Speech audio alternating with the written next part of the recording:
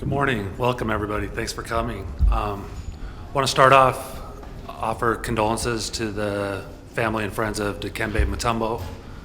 Rest in peace. Growing up in Denver, I was lucky to see the start of his career, and I went to quite a few games, and it was such a joy to watch him play. But I think we all know the impact he's not just that he had on the game of basketball, but that he had on the world as a whole, and he'll be missed. On to the Trailblazers. Very pleased with how the offseason went. Pretty quick and smooth compared to the summer before. We basically got all of our big transactions done on draft day, getting Denny Avdia in the early afternoon and then drafting Donovan Clingan later that evening. So two players that we think are going to make a big impact on this team, not just in the short term, but in the very long term. Also really pleased with the work that our guys got done this off season. We try to get them together as much as possible, try to get a lot of 5-on-5 action going, just trying to do as much developing and bonding and gelling as we could. And we've had a really productive 4 or 5 months here. So we'll get into, I'm sure, the status of some of the guys, injury status and those kind of things. But overall, I thought it was a really, really productive offseason development-wise for our guys. We have a roster that we really like. We're happy where we are right now, but we love where we are headed. But to do that, we've got to take steps. We have a lot of talent on this roster, but a lot of it's untapped potential. There are numerous young guys who have multiple steps they still need to take. We have a lot of veterans, if not all of them, who have at least one, maybe two more good steps in them. And our challenge this season and in the short term overall is to keep developing and get these guys as good as possible. We've been working hard, throughout our time here to establish a mentality of connectivity, competitiveness, grit, high character, and we're going to continue to build on that. We know this season it's going to have its ups and downs. We like who we are, but we also know we're not ready to win at a high level yet, and we want to continue to build that foundation of prepping us for the long term so that we can have sustainable success. Ready for questions? Joe, last year you guys set out to develop, but injuries kind of derailed a lot of your plans. But what would the season look like this year? What does it need to look like for you to consider it a success, especially when the expectations are so low for you guys? Yeah. I think one thing we're really hoping to find this year, throughout this season and definitely by the end of it, is more clarity. And to your point, Aaron, last year, I don't know how much clarity we walked away with. We saw flashes and capabilities, but we didn't see sustained production or sustained cohesion. And I think this year we need to build on that, and we need to have a better feel and understanding of what we are, what moves we need to make, what additions we need to have, what's going really well. We need just more focus on what our long-term outlook is going to look like. You've been pretty candid about this being the early stages of a rebuild when you've talked to us recently. Where are you guys? You chose continuity over maybe some bigger changes this summer. Where are you, would you say, in that rebuild process? Mm-hmm.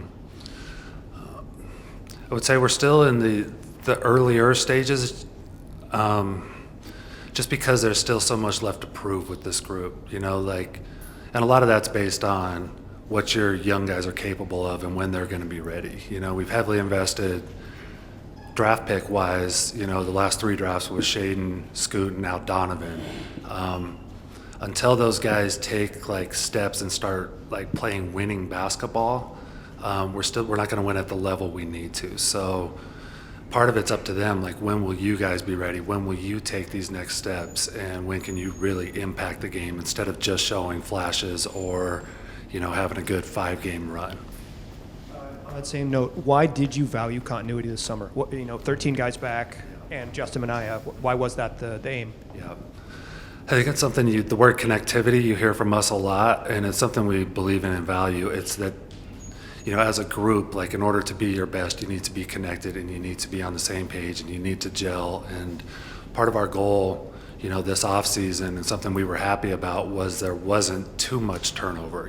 We have 2 key additions, and of course you got to get used to those new guys, but we like that we have, at least a year with this current group. I think we saw it last year when we made all those trades that early in the season we were really disjointed. I like the fact that we won't be as disjointed this year. But at the same time, we're not at a place in our roster where we can be content or comfortable with what we have. I mean, we challenge ourselves to be active. We challenge ourselves to continually look for ways to improve.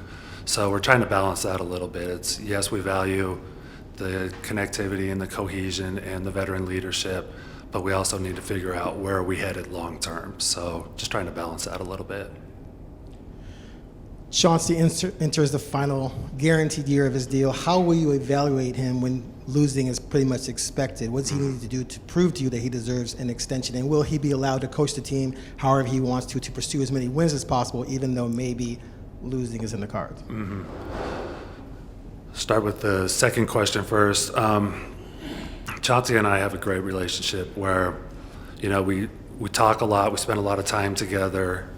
He values my input, but I also value his expertise, and I don't meddle in, the day-to-day or the game-to-game or even month-to-month stuff with Chauncey. I'm always there for him if he needs me, but I trust him in his decisions.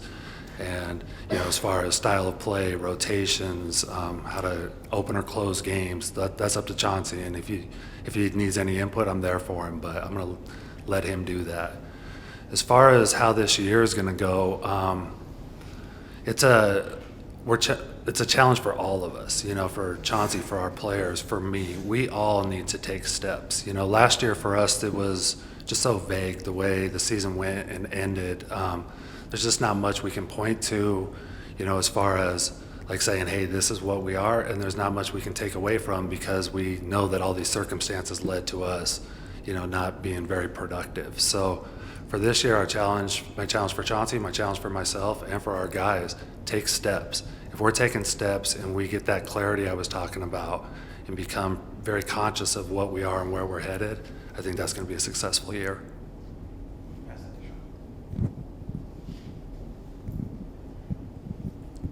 Joe, you guys didn't really do too much as far as changes after the stuff you did on draft night. How close did you get to any bigger changes later on in the summer with any kind of the other guys on the roster? Mm-hmm.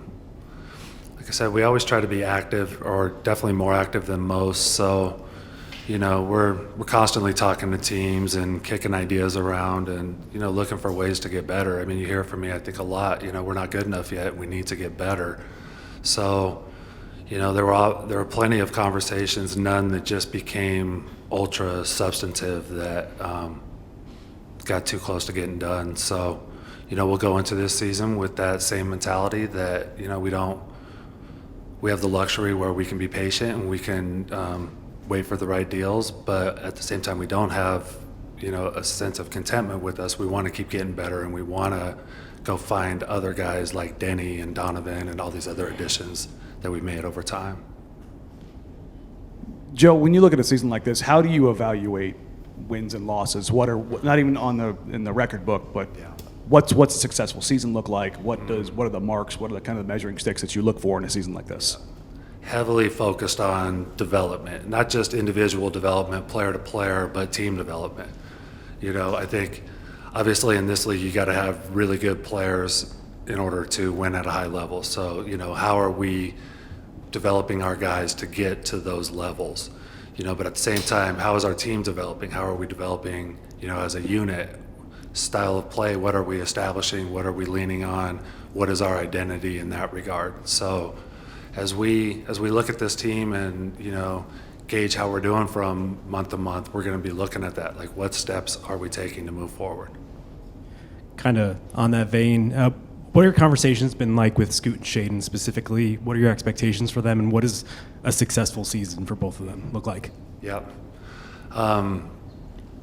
We have high expectations for both. We believe in both guys, both extremely talented, both still very young. So it's trying to, temper our expectations a little bit. Like, we know that even from both of them in their Shaden's first 2 years and Scoot's first year, we saw some high-end moments. How can we create more of those? How do we create consistency out of those? So, it's challenging them to, to be better on a nightly basis, to plug holes in their games, to work on their deficiencies, to not just have an occasional highlight, but to provide substantive winning play, on both sides of the ball. So just a lot of conversations about how they can get better in the short term and where their game is headed towards in the long term. And, and a lot of feedback too, what do you need from us? Like coaching wise, strength and conditioning wise, how can we maximize you, in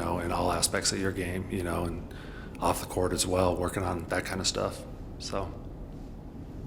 You mentioned the luxury of patience. What is the timeline on patience? How long can you go from sort of this, we're trying to build something, into seeing substantive progress? Yeah.